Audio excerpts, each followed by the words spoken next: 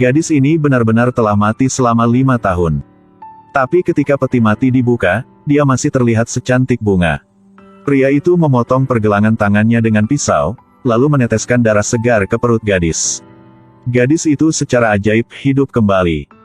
Bagaimana perasaanmu sekarang? Semuanya baik. Tapi setelah gadis itu pulang, sang ibu tidak bisa mempercayainya.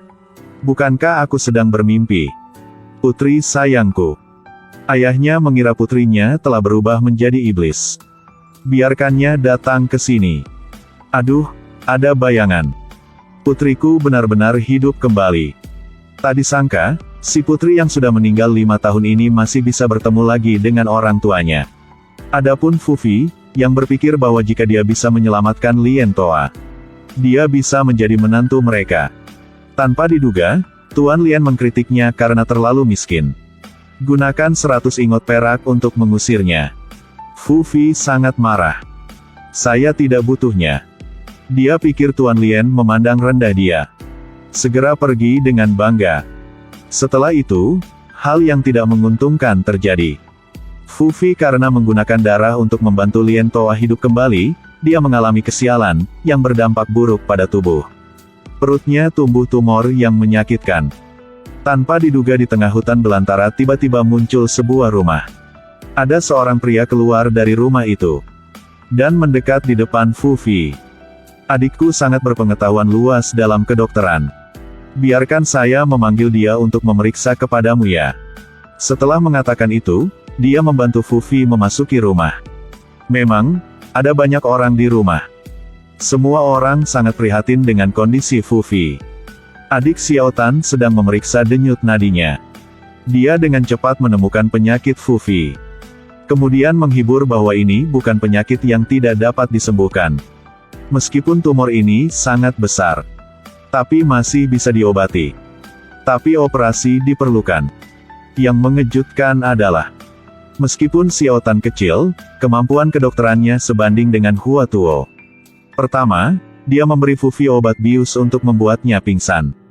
Selanjutnya dia melepas gelangnya. Tempatkannya di atas tumor dalam perut Fufi. Kemudian keluarkan pisau bedah. Potong langsung ke tumor. Aduh. Tanpa banyak usaha, tumor itu diangkat. Tapi itu belum berakhir. Selanjutnya Xiao Tan memuntahkan pil. Menaruhkannya pada luka Fufi. Dengan gelangnya bergerak-gerakan keliling. Sebuah keajaiban terjadi.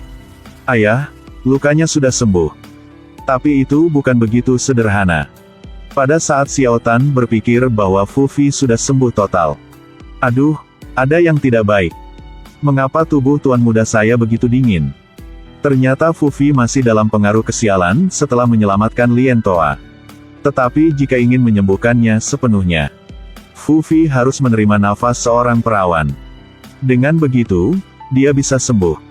Tapi wanita di rumah ini sudah tidak perawan. Hanya Xiao Tan yang masih perawan. Tapi untuk menyelamatkan orang sampai akhir, Xiao Tan tidak ragu-ragu dan segera tersedia. Membawa nafas perawannya ke Fufi. Fufi segera sadar kembali. Dan setelah dia berbalik, dia menemukan seekor rubah hitam tidur di sebelahnya. Ketika Xiao Tan melihat ini, dia dengan cepat kembali ke wujud manusianya.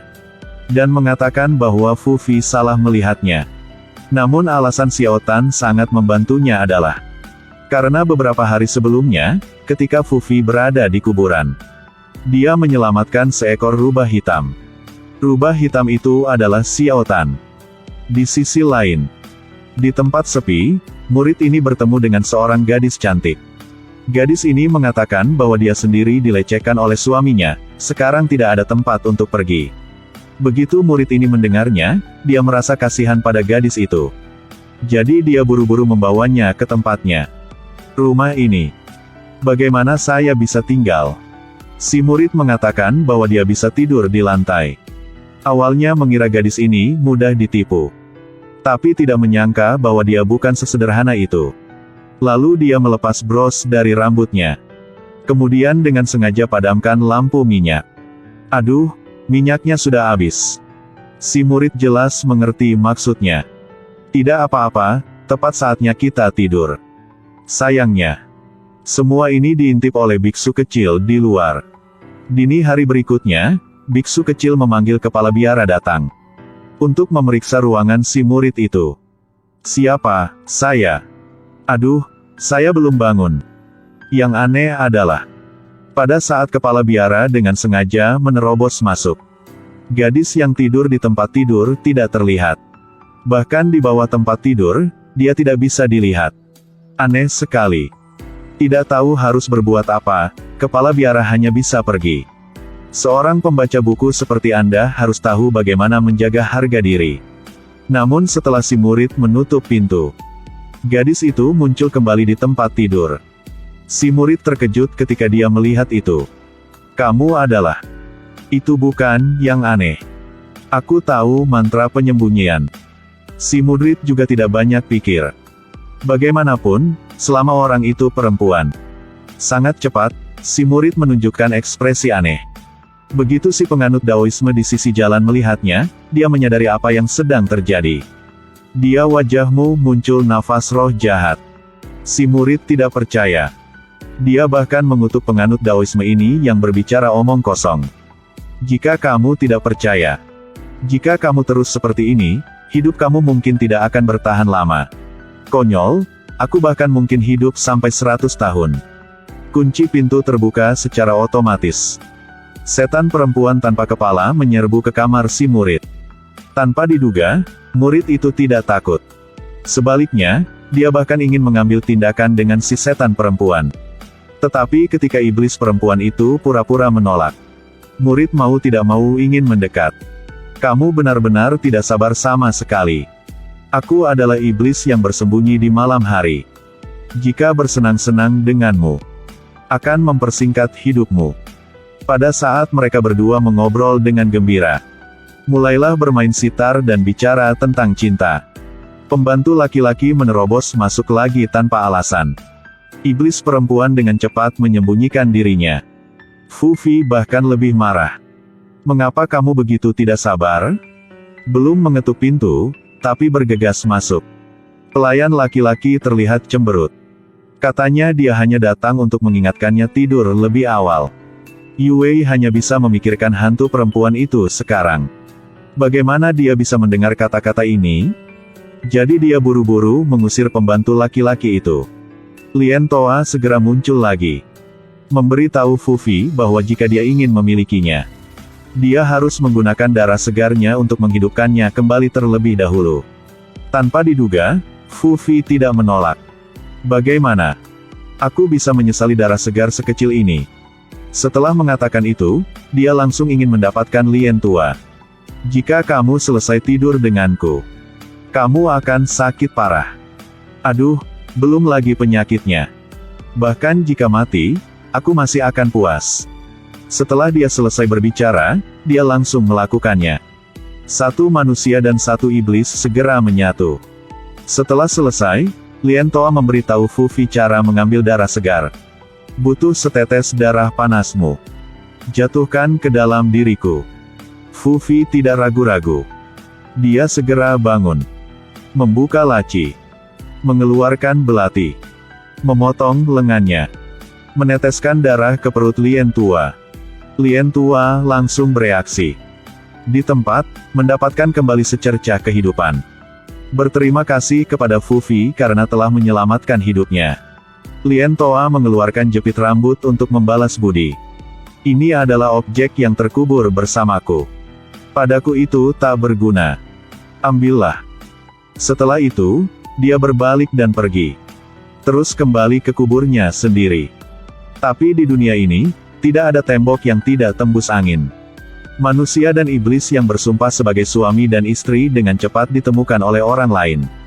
Hari itu, beberapa teman sekelas bertemu di rumah Fufi. Yang mengejutkan mereka, seseorang tidak hanya bermain catur Cina dengan Fufi, tetapi juga memainkan alat musik untuk Fufi. Intinya adalah, jenis huruf ini jelas dari seorang perempuan. Orang-orang ini segera membuat tebakan. Katakan yang sebenarnya. Apakah tuan mudamu baru saja bertemu cinta? Karena untuk memeriksa apakah spekulasi itu benar atau tidak, Beberapa teman sekelasnya sengaja pergi ke rumah Fufi pada malam hari untuk menimbulkan masalah. Benar saja, mereka menemukan seseorang dan iblis yang bertingkah manis. Lien Toa melihat itu dan dengan cepat menyembunyikan dirinya. Yang mengejutkan adalah, Fufi tidak menyembunyikannya. Bahkan bangga dengan hubungannya dengan iblis perempuan. Melihat bahwa dia tidak bisa bersembunyi lagi, Lien Toa muncul begitu saja. Dan tak berdaya menceritakan penderitaannya. Hari itu, Bai Wuchang datang. Memaksaku menikah dengannya. Aku hanya sendirian. Tidak bisa melawannya. Jadi aku lari ke tempat Fufi. Anda dapat yakin. Kami adalah belahan jiwa. Kami dapat saling membantu. Ya, betul. Setelah mengatakan itu, mereka segera bertindak. Beberapa orang ini segera menyergap di dekat makam Lien Toa, yang menunggu kesempatan untuk menghancurkan Bai Wuchang. Tapi yang mengejutkan mereka adalah, Bai Wuchang tidak hanya tinggi dan kuat, tetapi ketika pedang itu mengenainya, dia juga tidak terluka. Bahkan jika orang ini dia menyerangnya di belakang, dia masih tidak bisa memotongnya. Namun terlempar ke tanah. Melihat diri mereka bukan tandingannya, semua orang buru-buru lari. Bai Wuchang mengikuti di belakang. Kamu cepatlah ke sini, Lien Toa. Tetapi Bai Wuchang bukan tanpa kelemahan. Pemuda itu mengangkat busurnya dan menembaknya tepat di kepalanya. Tanpa berpikir itu adalah tembakan mematikan. Bai Wuchang segera berbaring di tanah, berubah menjadi genangan air di tempat. Dia Bai Wuchang, namun terlalu mudah untuk dikalahkan.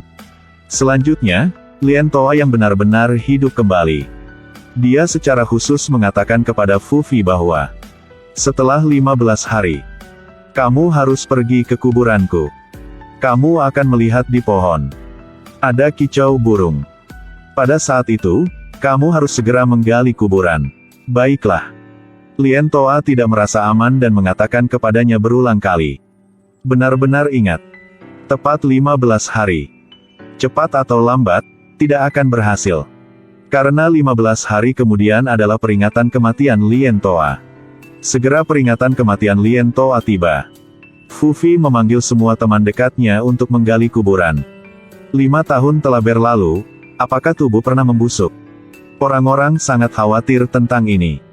Tetapi ketika mereka membuka tutup peti mati, mengangkat handuk di tubuh, keajaiban terjadi. Penampilan Lien Toa seperti hidup kembali. Kulit segar seperti sebelumnya, penuh elastisitas. Fufi melihat itu dan sangat bersemangat. Dengan tergesa-gesa mengangkat pacarnya dari peti mati.